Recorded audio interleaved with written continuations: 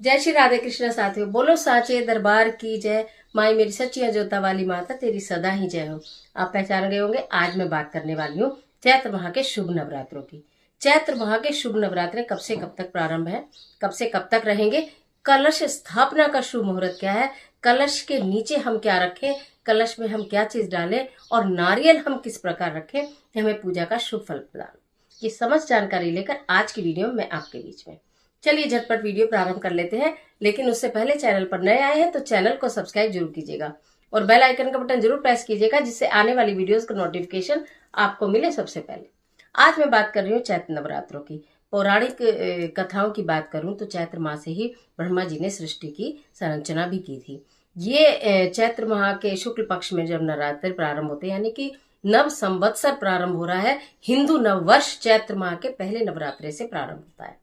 तो हिंदू नववर्ष भी प्रारंभ हो रहा है पंचांग के अनुसार, और चैत्र माह के नवरात्रे भी प्रारंभ हो रहे हैं। ये महीना पूरा चैत्र का महामाई के को समर्पित होता है, माता रानी को मनाने का महीना होता है, माता रानी को अपने घर में विराजमान करने का महीना होता है, मनोकामना पूर्ण करने का महीना होता है और बहुत सारी भक्ति से शक्ति प्राप्त करने का महीना होता है। तो इन नवरात्रों में हम किस प्रकार कार्य करें, पहले बताओ। 22 तारीख से लेकर 30 तारीख तक शुभ नवरात्रे रहने वाले हैं, और सबसे शुभ और उत्तम बात यह है कि इस बार कोई भी नवरात्रा कम नहीं है। कहा जाता है अगर नवरात्रे कम होते हैं, यानी कि घटते हैं, यानी कि अष्टमी नवमी तिथि एक ही दिन हो जाती है, तो बहुत अधिक शुभ फलदायी नहीं माने जाते। क्योंकि नवरात्रे के हर दिन पूरे हैं इस बार महामाई के, तो विशेष कृपा माता रानी की बरसने वाली है। बात ये करेंगे कि कलश स्थापना का शुभ मुहूर्त क्या है, क्योंकि 21 मार्च को जो है अमावस्या तिथि है, प्रतिपदा में नवरात्रे रखे जाते हैं। तो अमावस्या तिथि समाप्त होने के बाद जो बिल्कुल शुभ मुहूर्त बन रहा है कलश स्थापना का, वो 22 तारीख को प्रातः 6:30 से लेकर 7:32 तक है। विशेष शुभ मुहूर्त की आज बात कर रही हूँ। वैसे तो जब महामाई के नवरात्रे प्रारंभ हो रहे हैं और कोई समस्या है, कोई परेशानी है, नहीं कर पा रहे हैं, तो जिस समय भी आप माता का नाम लेके कलश स्थापना यानी घट स्थापना करेंगे, वही समय शुभ हो जाएगा। परंतु यदि हमें शुभ समय पता हो तो हम उसमें कार्य कर लेते हैं। कहा जाता है शुभ समय में किया गया कार्य हमेशा ही शुभ फल प्रदान करता है। तो प्रातः काल 22 तारीख को 6:30 से 7:32 तक इस कार्य को आप कर लेना, घट स्थापना का। अब बात करती हूँ कि घट स्थापना में जब हम घट स्थापना करें तो हम क्या करें। आपने अगर आपके घर में मंदिर बना हुआ है और आपके वहां देवी की प्रतिमा है और आप वहीं प्रतिदिन पूजा करने वाले हैं, तो देवी जी की प्रतिमा को थोड़ा सा आगे करेंगे।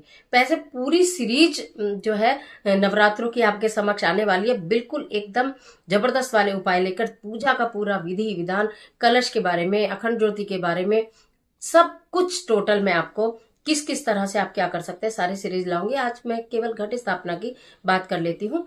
तो आपने उनको आगे किया, आप जो भी आप वस्त्र आभूषण लाए हैं पहनाया, चौकी अगर आप लगा रहे हैं तो चौकी पे पीला या लाल वस्त्र आपने बिछाया है, तो फिर आपने अपनी घट स्थापना करनी है। जो भी वैसे कहा जाता है तांबे या पीतल का अगर आपके पास घट है, नहीं तो आप मिट्टी का भी कर सकते हैं, तो वो अति उत्तम रहता है। लेकिन इनमें से कोई भी नहीं है तो जो है वही आप कर लीजिएगा।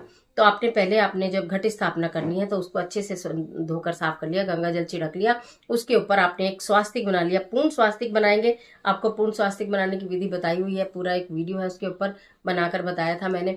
और उसके बाद उसमें उसके जो कंठ में, यानी कि जो ये कलश है, इसके कंठ में आपने मोली बांध देनी है।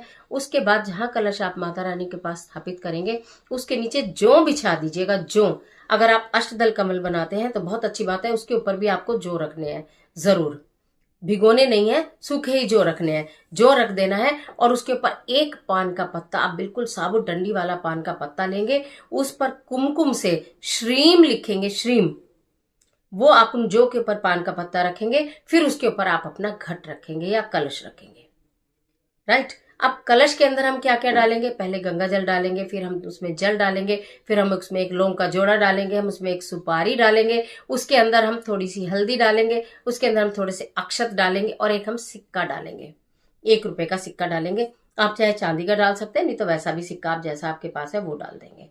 उसके बाद अशोक के या आम के पात्र, उसके ऊपर पत्ते जो हैं वो लगाए जाते हैं, वो आप कलश के ऊपर रखेंगे। अब बता दूं कि नारियल जो है वो आपको कैसे और किस दिशा में रखना है, इसके साथ साथ मैं इनके नियम भी आपको बताऊंगी आज। तो पहले मैं आपको बता दूं कि नारियल किस प्रकार रखना है। देखिए, नारियल रखने के बारे में कई सारे मतभेद हैं, लेकिन सही विधि मैं आपको बता रही हूँ, सही तरीका मैं आपको बता रही हूँ कि जिस तरीके से रखना चाहिए। बहुत लोग नारियल को ऐसे खड़ा रखते हैं, जैसे ये आपका कलश है, इसके ऊपर ऐसे नारियल खड़ा, कहीं कहीं आपको तस्वीरों में भी ये दिखाई देता होगा कि ऐसे नारियल रखा है। वो पूजा अगर आपने स्थापना कर रहे हो देवी जी की, तो ये उचित नहीं है। नारियल को किस प्रकार रखें, नारियल का आपको एक वीडियो मैंने पहले बनाया था, आप सर्च करेंगे तो आपको मिल जाएगा। तो नारियल का जिस प्रकार मुख होता है, ठीक है, जिधर नारियल का मुख होता है, नारियल को सदैव आप चुन्नी लपेटिए या कलावा लपेटिए, वैसे चुन्नी ज्यादा उत्तम रहती है, और आपने कुमकुम से उसके ऊपर स्वास्तिक बनाए, बिंदी लगाए, खूब अच्छे से सजा के फिर उस नारियल को आप इस तरह रखें कि उस नारियल का मुख आपकी तरफ हो, यानी कि जो साधक है, यानी कि जो पूजा करने वाला है, उसकी तरफ नारियल का मुख होना चाहिए। इस तरह से आपको नारियल को रखना है। फिर आपको अपनी पूजा प्रारंभ करनी है। आपने जो घट स्थापना की है, ये क्यों की जाती है, इसका महत्व भी बता दूं कि घट स्थापना, जब भी कोई शुभ कार्य होता है उसमें घट की स्थापना की जाती है। उसको एक संपन्नता का प्रतीक माना जाता है, भरपूरता का प्रतीक माना जाता है। कहा जाता है कि आप अगर संकल्प लेकर घट स्थापना करते हो तो उसमें सभी देवी देवताओं का वास हो जाता है। जब आपने उस घट को रखा है वो चमत्कारी हो जाता है, सभी देवी देवताओं का उसके अंदर वास हो जाता है। इसलिए घट स्थापना भी की जाती है, और उसके लिए हमारे पास कुछ नियम होते हैं कि हमें अगर हमने अपने घर में घट स्थापना की है तो हमें किन नियमों का पालन करना चाहिए। आपको पवित्रता का ध्यान रखना चाहिए, आपको शुद्धता का ध्यान रखना चाहिए, आपको संयम रखना चाहिए, आपको सात्विक होना चाहिए। ये चीजें आपके अंदर होनी चाहिए। आप चाहे पूरे नो व्रत रख रहे हो या नहीं भी रख रहे हो, लेकिन इन चीजों का आपको ध्यान रखना है, क्योंकि आपने माता रानी के भवन में माता रानी के समक्ष घट स्थापना की है। शुद्धता का मतलब यह है कि जब भी आप अपने घर के मंदिर में प्रवेश करें, आपकी अवस्था बिल्कुल शुद्ध होनी चाहिए, साफ होनी चाहिए। यानी कि आप नहाए धोए स्वच्छ वस्त्र धारण करके सुबह पूजा करते हैं, और अगर संध्या पूजन भी कर रहे हैं तो अगर आपको एक दो बार वॉशरूम जाना पड़ गया तो आप अपने मुंह हाथ धो के कपड़े बदल सकते हैं, और फिर आप संध्या बंदन करें।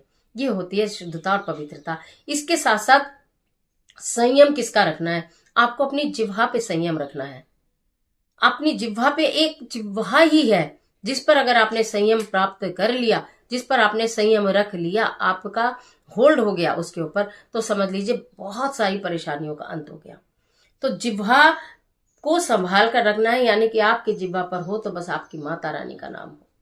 ऐसा नहीं कि घर के कामकाज छोड़ देने, अगर आप वर्किंग है तो ऑफिस भी जाएंगी, काम भी करेंगी, घर है तो बच्चों के साथ बात भी करेंगी, सब कुछ करेंगे, लेकिन अनर्गल बातें ना करें, यानी कि किसी की निंदा चुगली बुराई क्रोध आदि ना करें। अपनी वाणी पे नियंत्रण रखें, जरूरी बात सारी करें, फालतू की कोई ना करें।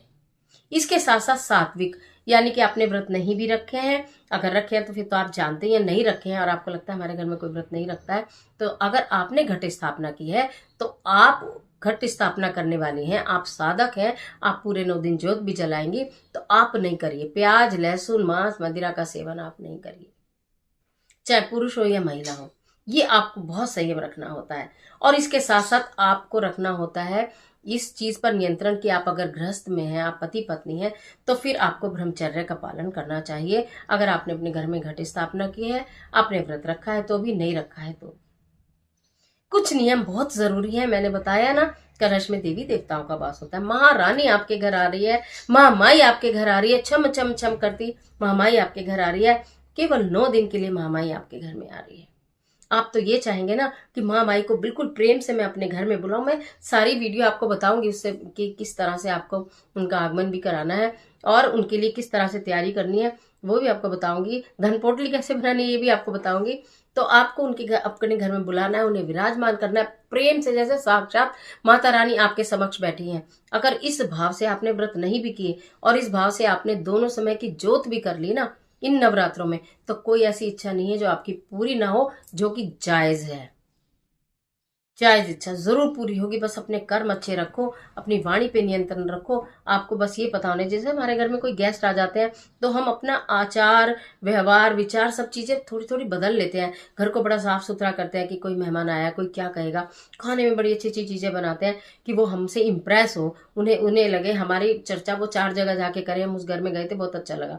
ये तो भगवान है, ये तो साक्षात महामाई है, महाशक्ति है जो आपके घर में आई है। तो आपको क्या क्या करना चाहिए, आप इतने तो समझदार हो। और बाकी कुछ मैंने आपको बता दिया, कुछ आपका ज्ञान कुछ मेरा ज्ञान मिलकर बन जाएगा महाज्ञान, और हो जाएगा सबका कल्याण। तो इस तरह से आज मैंने घट स्थापना के बारे में और कलश के बारे में आपको बताया। साथ साथ मैंने आपको नारियल के बारे में बताया कि नारियल किस तरह से स्थापना करनी है आपको, कलश की भी। बाकी चीजें बहुत जल्दी जल्दी लेकर आपके बीच में आती रहूंगी, लेकिन आज के लिए इतना ही। फिलहाल दीजिए इजाजत, मिलती हूँ एक और जबरदस्त वीडियो के साथ। तब तक हंसते रहिए, मुस्कुराते रहिए, अपना और अपने अपनों का ख्याल कीजिए। वीडियो अच्छी लगी तो लाइक कीजिए, जितना चाहे अपने फ्रेंड के साथ शेयर कीजिए। नवरात्रों का प्रसाद समझकर जितना बांटेंगे उतना बढ़ेगा। और कमेंट बॉक्स में जय माता रानी की लिखना बिल्कुल मत भूलिए। ईश्वर आपकी मदद